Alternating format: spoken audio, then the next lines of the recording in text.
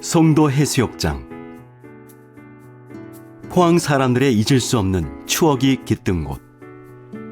동해안에서 가장 이름 높은 해수욕장으로 북에는 원산, 남해는 포항 송도라 했다. 송도 해수욕장의 은빛 고운 모래는 명사십리라는 말이 딱 어울렸고, 수온과 수심이 적당해 수영을 즐기기에 안성맞춤이었다. 방풍림으로 조성된 송림은 더위를 피하기에 그저 그만이었다. 그런 까닭에 송도 해수욕장은 여름이 되면 발 디딜 틈이 없을 정도로 북적거렸다. 지금은 설치 작품처럼 외롭게 서 있는 다이빙 대도 까까머리들이 바글거렸다. 포항이 면에서 읍으로 승격한 1931년에 개장한 송도 해수욕장은 넓은 백사장과 울창한 소나무 숲으로 전국에서 명성이 자자했다. 일제강점기는 물론 광복 후에도 송도 해수욕장은 포항 사람들이 가장 많이 찾는 휴양지였다. 여름에는 말할 것도 없고 사계절 내내 포항 사람들은 송도 해수욕장과 송림에서 여가를 즐겼다. 학생들이 가장 많이 소풍을 간 곳도 송도 해수욕장과 송림이다. 대구 사람들에게도 송도 해수욕장은 더할 나위 없는 피서지였다. 대구에서 송도 해수욕장으로 오는 인파를 수송하기 위해 대구 포항 간 임시 열차가 다니기도 했다. 오죽하면 송도 해수욕장을 대구의 앞마당이라고 했을까. 1960년대 후반부터 영일만의 철강 산업단지가 조성되면서 그 고운 명사십리가 서서히 유실되고 송도의 명성도 차츰 기울었다. 북새통을 이루던 송도의 횟집이나 가게는 하나둘 문을 닫았다. 송도에 스산한 바람이 불었고 송도를 지켜보는 포항 사람들의 마음에도 쓸쓸한 바람이 훑고 지나갔다. 1998년에 개봉한 영화 파란 대문에서 주 무대인 송도는 쇠락한 해변으로 비친다. 2007년 송도 해수욕장은 공식적으로 폐장되고 만다.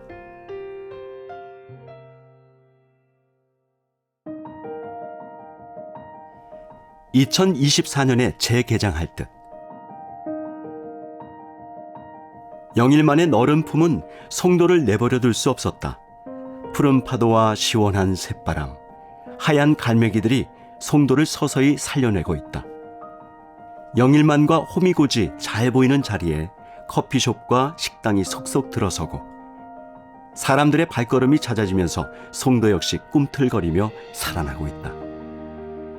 2012년 10월부터 해수욕장을 복원하는 공사가 시작되었다. 유실된 백사장을 복원하기 위해 모래 15만 세제곱미터를 채우는 양빈 공사를 하고 있고, 모래가 더 이상 유실되는 것을 막으려고 수중 방파제 3기도 설치했다. 송도를 상징하는 것은 예나 지금이나 평화의 여상이다. 1955년 7월에 세워진 여상은 원래 해수욕장 입구 쪽에 있었다. 세월이 흐르면서 여상 여기저기에 흠집이 나자 2015년에 지금 위치로 옮겨 재건립했다. 조금 투박해 보이지만 오히려 그 점 때문에 정감이 가는 조형물이다. 여상 주변에서 사람들이 악기를 연주하고 노래를 부르는 모습을 자주 볼 수 있다. 바다와 음악이 좋아서 스스로 즐기는 사람들이다. 멀리 중남미의 쿠바 사람들이 자유롭게 음악을 즐기는 풍경이 연상되는 장면이다. 송도는 그렇게 낭만의 선율이 흐르는 곳이다.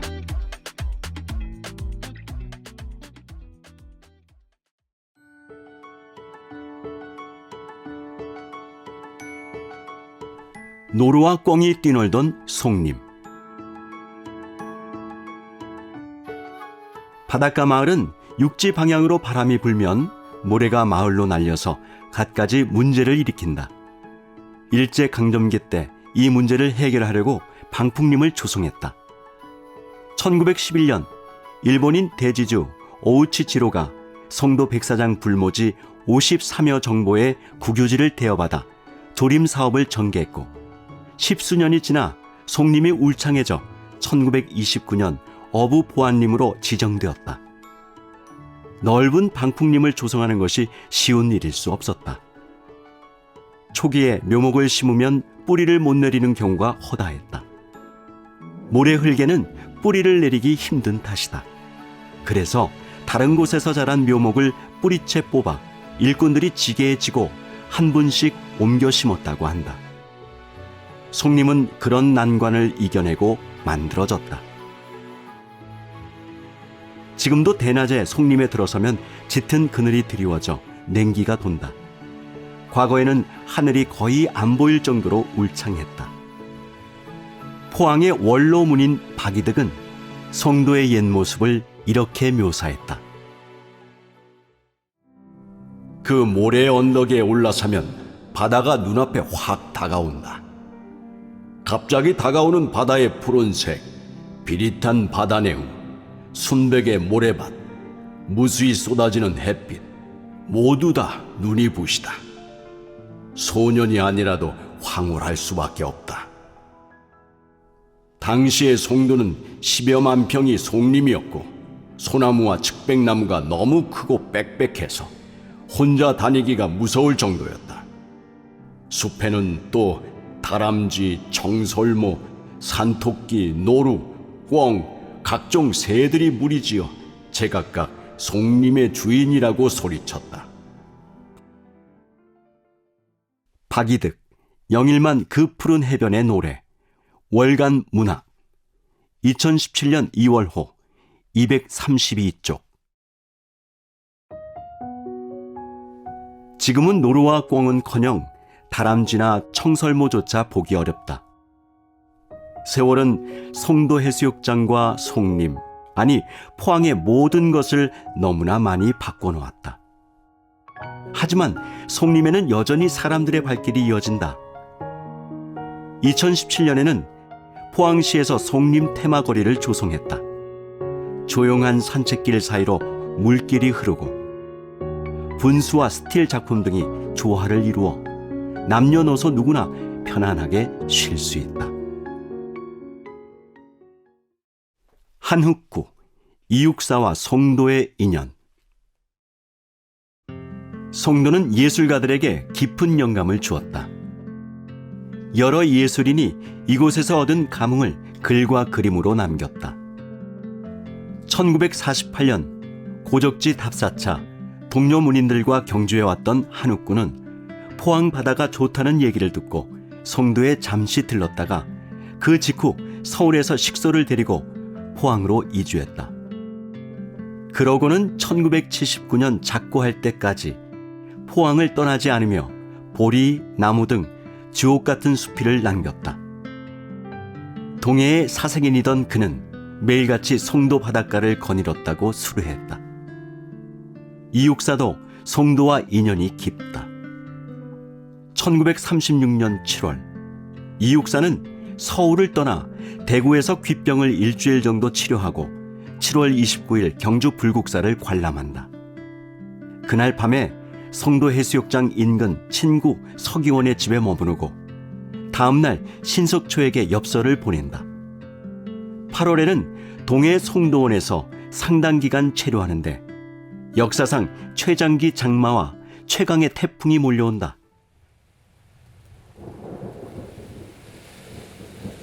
육사의 수필, 질투의 반군성에서 태풍이 몹시 불던 날 밤, 온 시간은 창세기의 첫날 밤같이 암흑에 흔들리고 폭우가 화살같이 퍼붓는 들판을 걸어 바닷가로 뛰어나갔습니다. 가시넝쿨의 엎어지락, 자빠지락, 문학의 길도 그럴는지는 모르지만은 손에 들린 전등도 내 양심과 같이 겨우 내 발끝밖에는 못 비추더군요. 그러나 바닷가를 거의 닿았을 때는 파도 소리는 반군의 성이 무너지는 듯하고 하얀 포말에 번개가 푸르게 비칠 때만은 영롱하게 빛나는 바다의 일면. 나는 아직도 꿈이 아닌 그날 밤의 바닷가로 태풍의 속을 가고 있는지도 모릅니다. 라고 이때를 회고한다.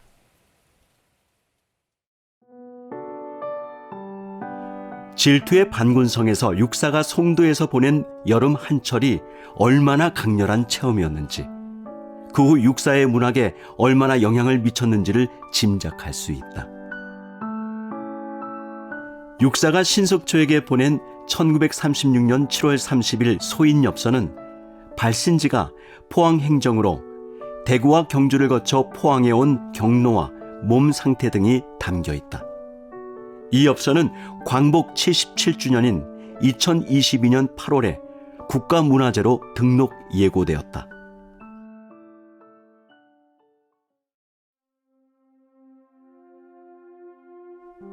송림 테마거리에 많은 사람 찾아와. 송도에는 유서 깊은 배움터가 있었다. 포항대학의 전신인 포항수산학숙이 1953년 7월 이곳에서 문을 열었다. 포항의 대표적인 교육자이자 정치인인 하태환이 세운 포항수산학숙은 수산 초급대학, 실업전문대학 등으로 교명이 바뀌다가 1989년 2월 죽천으로 옮겼다. 포항대학 출신들은 수산업을 중심으로 포항산업의 기반을 만든 역군이고 지역사회 곳곳에서 알토란 같은 역할을 하고 있다. 포항대학이 이전한 후에는 동지 중고등학교가 잠시 머물다가 2002년 3월 용흥동으로 옮긴 후 아파트가 들어섰다. 송도는 지명에서 드러나듯 원래 섬이었다가 다리가 연결되면서 사실상 육지가 되었다. 그 후로도 바로 옆에 철강산업단지가 조성되는 등 큰 변화를 겪으며 오늘에 이르렀다. 산업화와 도시화가 진행된 곳에서 자연의 변형을 가하는 것은 거의 보편적인 현상이고 송도 또한 예외가 아니었다. 햇빛을 받아 하얗게 빛나던 그 곱던 명사 심리가 서서히 사라지자 포항 사람들의 마음 한편이 아릴 수밖에 없었다. 다행히 송도는 다시 살아나 송도를 찾는 사람들의 발길이 늘어나고 있으며 그 발길은 계속 이어질 것이다. 포항 사람들에게 송도는 잊을 수 없는 추억이 깃든 곳이기에.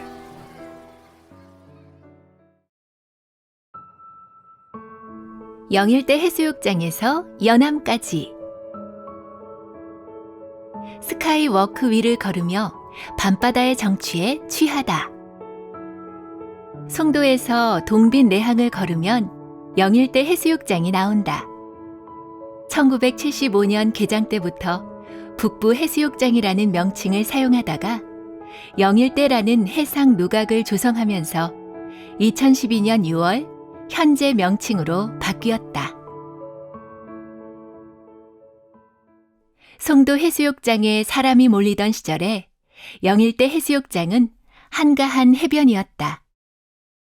하지만 송도 해수욕장이 백사장 유실로 명성을 잃으면서 영일대 해수욕장이 부각되었고 어느새 포항에서 첫 손가락에 꼽히는 해수욕장이 되었다. 송도 해수욕장처럼 백사장이 유실되지 않고 해수욕장으로서 온전한 모습을 유지하고 있는 것이 영일대 해수욕장에 사람들이 붐비는 이유라 할 수 있다. 포항의 대표적인 축제인 국제불빛축제 주 행사를 비롯해 사계절 내내 크고 작은 행사가 열리는 곳 또한 영일대 해수욕장이다. 바다는 늘 그 자리에 같은 모습으로 있는 듯 하지만 순간마다 다른 빛깔, 다른 모습이다.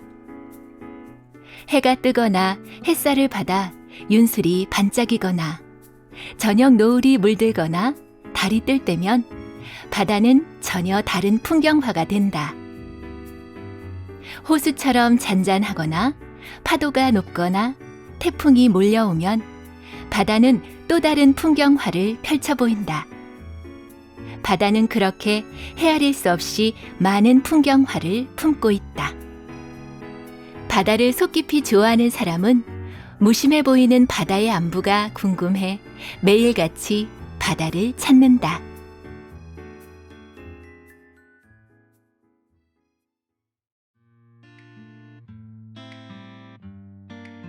사계절 내내 붐비는 영일대 해수욕장. 영일대 해수욕장은 사계절 내내 사람들로 붐빈다. 푸른 바다를 배경으로 즐길 거리와 먹을 거리가 다양하기 때문이다. 횟집을 비롯해 커피숍, 식당, 술집, 숙박시설 등이 빼곡하게 들어차 있다. 1970년에서 1980년대에 한산했던 풍경을 떠올리면 격세지감을 느끼게 된다. 해질녘에 바다 위로 노을이 물들고 어두운 바다의 선박들의 불빛이 하나 둘 켜지면 영일대 해수욕장도 화려한 불빛으로 갈아입는다. 제철 공장의 거대한 조명이 불을 밝히면 영일대 해수욕장의 밤은 더욱 화려해진다. 형형색색의 조명과 어우러지는 밤바다의 정취는 영일대 해수욕장의 또 다른 매력이다. 영일대 해수욕장에서 북쪽으로 가면 설머리 마을이 나온다. 신라 경순왕 때 형산 정상에 있는 형산사에서 동해 쪽을 내려다보니 고운 모래밭이 하얀 눈처럼 덮인 곳이 눈에 띄어 설머리라 했다는 얘기가 전한다. 그만큼 포항 해변의 모래가 고왔다. 한적한 어촌이었던 설머리 마을에 고급 횟집이나 카페 같은 건물이 가득 들어차 있다. 포항에서는 유일하게 기존 어항에 요트 등이 정박할 수 있는 피셔리나도 갖추었다. 영일대 해수욕장에 사람이 몰리면서 바로 옆에 있는 설머리 마을도 영일대 해수욕장처럼 바뀐 것이다. 세월은 번화가를 쇠락하게 만들기도 하지만 한적한 곳을 번화한 곳으로 바꾸기도 하는데 설머리 마을은 후자 쪽이다. 영일만이 한눈에 보이는 환호공원. 영일대 해수욕장에서 설머리 마을을 지나 연암으로 이어지는 해안길은 걷거나 드라이브하기에 좋다. 반려견을 데리고 산책하는 사람, 조깅을 하는 사람, 자전거를 타는 사람들을 자주 만나게 된다. 이 길은 설머리 마을의 아리랑 횟집까지만 있었다. 그 위로는 길이 끊어지고 군부대의 해안 초소가 있었다. 을씨년스러운 초소를 철거하고 해안을 매립해 길을 이었으니 그 풍광이 오죽할까. 설머리 마을에서 연암 가는 길 중간에 환호공원이 있다. 국내 최대 규모의 체험형 조형물인 스페이스워크가 조성된 후로 전국적인 유명세를 타는 곳이다. 공원에는 테마 소공원과 레저공간, 전망대, 팔각정, 산책로 등이 곳곳에 펼쳐져 있다. 공원 언덕에서 내려다보는 영일만, 특히 보름달이 뜬 영일만을 바라보고 있노라면 포항을 왜 1월의 고장이라고 하는지 실감할 수 있다. 캄캄한 밤바다에 은가루를 가득 뿌려놓은 듯한 풍경 앞에서는 말을 잃게 된다.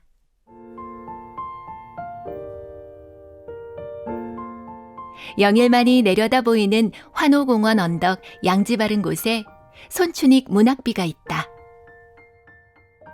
손춘익은 한국 아동문학계에 뚜렷한 발자취를 남긴 작가다. 따뜻한 휴머니즘과 예리한 사회의식을 바탕으로 작은 어릿광대의 꿈 등 50여 권의 동화집과 작은 톱니바퀴의 연가 등 여러 권의 소설집을 남겼다.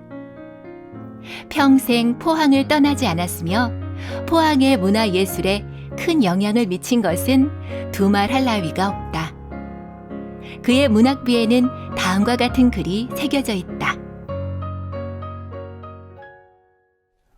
외롭다는 것은 언제나 아쉽게 사라지는 것. 하지만 오늘 하루 이 아름답고 황홀한 꽃 한 송이가 사람들의 가슴 속에 심어준 보석들은 영원히 반짝이고 있을 것을 우리는 믿어도 좋을 것입니다. 동화, 꽃피는 얼굴 부분. 동해안 곳의 상징 김석출이 태어난 연암. 환호공원을 지나면 연암이 나온다. 자연 불악인 연암은 도심에서 떨어져 있는 조용한 어촌이었다. 마을 한가운데 있는 대양초등학교도 2001년에 폐교되었다. 설머리 마을에서 연암까지 해안길이 이어지고 마을 주변에 큰 횟집들이 들어서면서 분위기가 달라졌다. 근래 바다가 잘 보이는 야산에 커피숍이 하나 둘 들어서더니 어느새 포항에서 고급스러운 커피숍이 가장 많은 곳으로 변했다. 영일만을 조망할 수 있는 곳의 가치를 연암의 변화가 보여주는 것이다. 연암은 동해안 곳의 상징인 김석출 만신이 태어난 곳이다. 김석출은 1922년 이곳에서 태어나 8살 때부터 구판에서 징채를 잡을 정도로 솜씨가 뛰어났다. 동해안 곳은 그를 떠나서 얘기할 수 없다. 그의 삶과 예술적 궤적을 따라가야 비로소 동해안 곳의 전모를 이해할 수 있다. 김석출은 20대 중반에 부산으로 떠났지만 그의 일가는 포항에 남아 무업을 이어갔다. 하지만 바닷가 마을마다 열리던 굿이 서서히 사라지면서 이들이 활동할 수 있는 무대도 거의 사라지고 말았다. 바닷가 사람들의 희로애락이 담긴 굿은 큰 놀이판이자 치유의 마당이고 종합예술이다. 바다를 무대로 한 뿌리 깊은 문화의 향연이 역사의 뒤안길로 사라지고 있는 것은 여간 쓸쓸한 일이 아니다.